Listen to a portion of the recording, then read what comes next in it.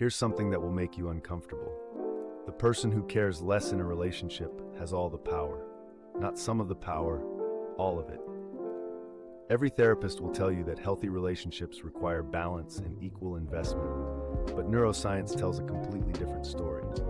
Your brain is hardwired to obsess over what it cannot complete, what it cannot fully possess, what remains just out of reach. This isn't romantic advice, this is clinical psychology. And today, we're dissecting exactly how incomplete interactions hijack the human mind and create psychological dependency. In 1927, Soviet psychologist Bluma Zeigarnik discovered something that would change our understanding of human memory forever. She noticed that waiters could remember complex, unpaid orders perfectly, but the moment customers paid, those same details vanished from memory. Her research revealed that the human brain allocates significantly more cognitive resources to incomplete tasks than completed ones. The technical term is cognitive tension, and it creates a psychological loop that your mind desperately wants to close. This isn't just about remembering grocery lists.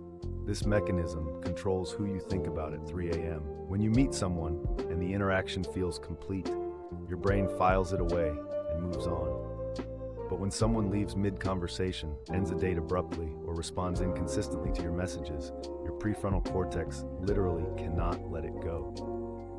Brain imaging studies using fMRI technology show that incomplete social interactions activate the same neural circuits as physical pain and withdrawal from addictive substances.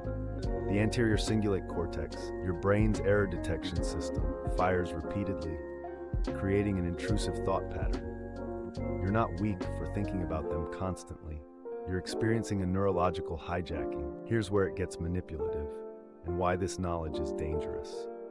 Strategic incompleteness in dating creates what behavioral psychologists call intermittent reinforcement, the same mechanism that makes slot machines addictive. When you always respond immediately, always be available, always provide closure to conversations, you're training someone's brain that you are predictable and complete. Predictability kills the Zeigarnik Effect, but when you occasionally leave conversations hanging, when you create mystery about your schedule, when you don't always provide emotional resolution, you activate their brain's reward prediction error system. Their dopamine pathways literally cannot predict you. The dating advice industry tells you to be yourself and communicate openly, but neuroscience reveals that complete transparency eliminates psychological tension.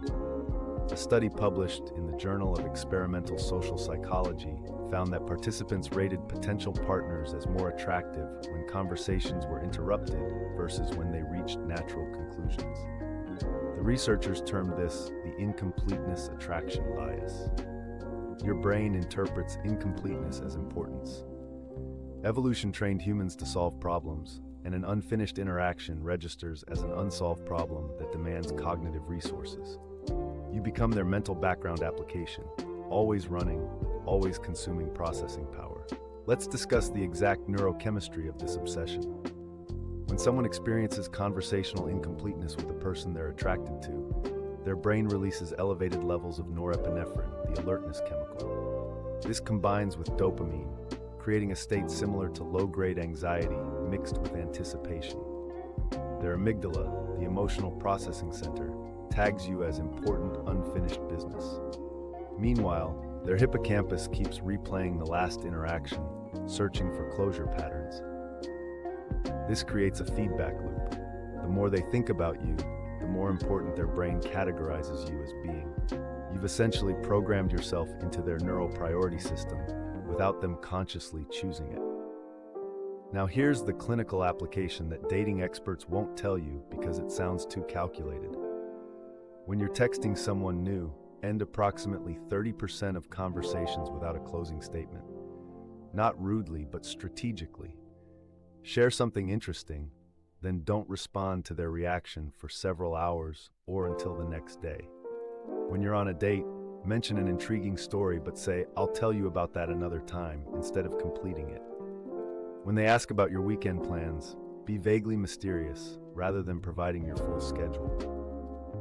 Each of these creates what psychologists call an open loop, a cognitive gap their brain will compulsively try to close by thinking about you. The reason this works so effectively is because of what's called the information gap theory of curiosity. Neuroscientist George Lowenstein discovered that curiosity isn't triggered by complete ignorance, but by the awareness of a gap in knowledge. When you know nothing about something, you don't care.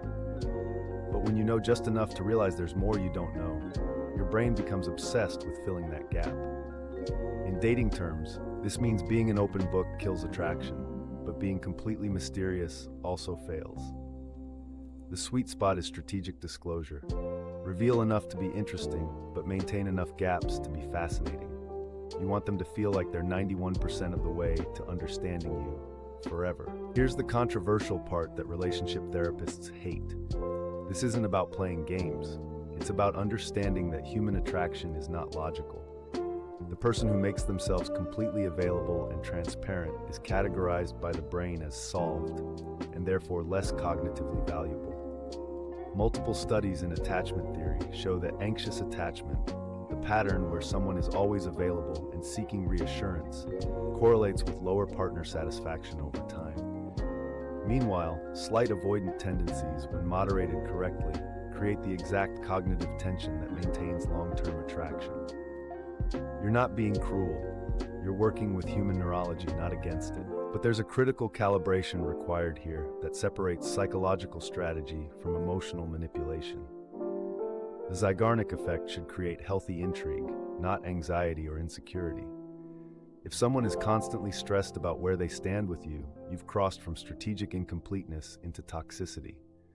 The clinical difference is this: healthy application leaves them curious and excited, thinking, I can't wait to learn more about this person. Toxic application leaves them anxious and destabilized, thinking, I don't know if they even like me. Monitor their baseline emotional state. Intrigue should feel like anticipation before a movie, not the stress of an exam. This distinction separates ethical influence from psychological abuse. The timeline matters critically for effectiveness. In the first 3 to 5 interactions, the Zeigarnik Effect is most powerful. Your brain is still categorizing this new person, deciding how much cognitive real estate to allocate to them. Strategic incompleteness during this window has maximum impact. However, after roughly 6 to 8 weeks of consistent interaction, attempting to suddenly introduce incompleteness can trigger attachment anxiety rather than intrigue. At that point, the relationship dynamics have been established, and changing the pattern creates confusion, not attraction. This is why the effect works brilliantly in early dating but fails catastrophically in established relationships. Timing is the difference between magnetic and manipulative. Let's address the ethical elephant in the room. Is using psychological principles to influence attraction morally acceptable? Clinical psychology would argue that all human interaction involves influence, whether conscious or unconscious. The person who claims they never strategize in dating is either lying or dangerously unaware of their own behavior patterns. The real ethical question is, are you using these principles to create mutual attraction or to control someone who isn't genuinely interested? If someone isn't attracted to your core self and you're using the Zeigarnik Effect to manufacture false obsession, that's manipulation. But if there's genuine compatibility and you're simply optimizing the natural attraction process, that's strategy. Know the difference. Here's what nobody tells you about the final stage. The Zeigarnik Effect must eventually be resolved for a relationship to deepen. Perpetual incompleteness creates perpetual shallow connection. Once you've established yourself as psychologically valuable through strategic incompleteness, the next phase requires gradually providing closure and emotional availability. Think of it as a controlled release mechanism. You've captured their attention through cognitive tension. Now you maintain their attachment through genuine connection. The most successful long-term relationships begin with strategic intrigue, but transition into authentic vulnerability. The Zeigarnik Effect is a door opener, not a foundation. Use it to get in the room, then build something real. That's the psychology of attraction nobody's teaching you.